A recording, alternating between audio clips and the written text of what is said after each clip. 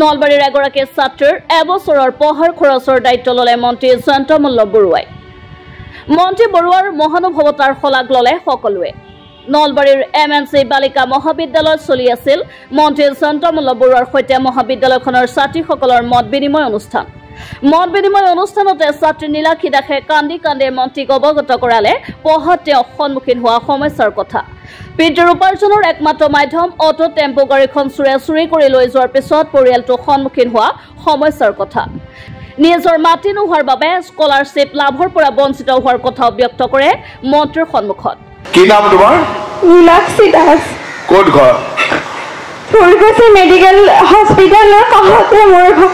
ফুলকুছি ঘৰ, ঠিক আছে। তোমাৰ কি মানে মাটিৰ কাগজ নাই?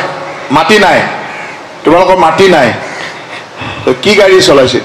দেউতাই টেম্পো গাড়ী চলাইছিল, কিন্তু দুৰ্গা পূজাৰ সময়ছোৱাত দেউতাই গাড়ীখনৰ চুৰ কৰি লৈ গ'ল, যাৰ বাবে পঢ়া শুনাৰ লগতে বহু ক্ষেত্ৰতে মই সমস্যাৰ সন্মুখীন হৈ আছো।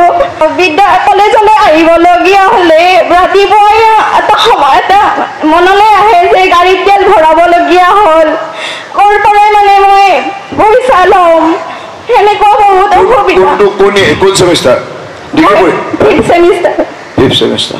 যদি আপুনি মোক অলপ পঢ়াৰ ক্ষেত্ৰত সহায় কৰে মই বহুত অনুপ্ৰাণিত হ'লোহেঁতেন।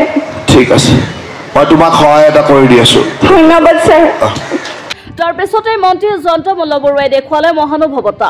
মঞ্চৰ পৰা ছাত্ৰীগৰাকীক মাহেকত ৩,০০০ টকাকৈ এবছৰ তেওঁ খৰচৰ দায়িত্ব লোৱাৰ কথা ঘোষণা কৰিলে মন্ত্ৰীগৰাকীৰ এই মহানুভৱতাক আন্তৰিকতাৰে শলাগ লৈছে সকলোৱে।